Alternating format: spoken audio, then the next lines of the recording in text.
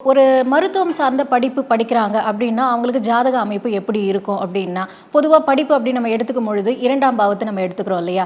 So இந்த 2ஆம் பாவம் வந்து பார்த்தீங்கன்னா, 6ஆம் பாவத்தையும், 7ஆம் பாவம் அல்லது 8 இந்த 3 பாவத்தோட தொடர்பு வருது அப்படின்னா, கண்டிப்பா வந்து பார்த்தீங்கன்னா, அந்த ஜாதகர் வந்து ஒரு பிரச்சனைக்குரிய படிப்பு, அதாவது மருத்துவம் சார்ந்த படிப்ப தேர்ந்தெடுத்து படிப்பாங்க அப்படிங்கிறத நம்ம உறுதியா சொல்ல முடியும். அதுவே வந்து இந்த 12ஆம் இடம் அப்படின்ற இருக்கு இல்லையா? அந்த 12ஆம் இடம்ங்கிறது என்ன அப்படின்னா, வெளியூர், வெளிநாடு சார்ந்தது.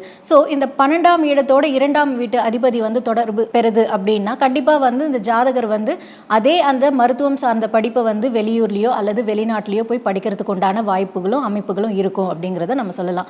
இப்போ ஒரு உதாரண ஜாதகமா வந்து நம்ம என்ன எடுத்துக்க போறோம்னா, ஒரு ஜாதகருக்கு வந்து பார்த்தீங்கன்னா, இப்போ கும்ப லக்னம் போயிட்டுருக்கு ஏஎல்பி. அப்போ சனி பகவான் எங்க இருக்காரு அப்படின்னா 12ஆம் இடத்துல இருக்காரு. 2ஆம் இடத்திற்கான அதிபதி யாருன்னு பார்த்தீங்கன்னா, குரு பகவான். இவர் வந்து பார்த்தீங்கன்னா, லக்னத்திற்கு 7ஆம் இடத்துல இருக்காரு.